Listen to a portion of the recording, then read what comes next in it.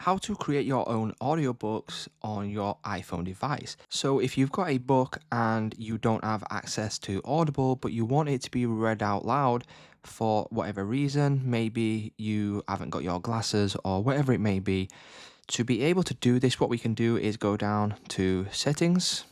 We then want to scroll down, go to accessibility, and then you want to go down to read and speak.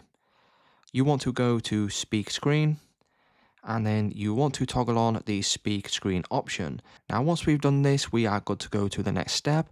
So what I'm going to do is I'm going to go over to my books app right here, and then I'm going to find my book that I want it to read to me. So I'm going to click on this one, and we will just get a sample of this book just to test this out. Now if I click on sample, it will then open up the book, and then all we need to do now is take our two fingers, and then we want to scroll down from the top of the screen just like so.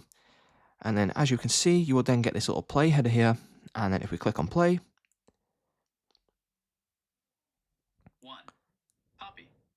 Not once in my 4 years with the agency have I been late for a morning staff meeting, but as you can see, it will then read this book out, and it will also do the same if you're on a website, if you're on Facebook, Instagram, Twitter, or any other app that you choose to use this feature with.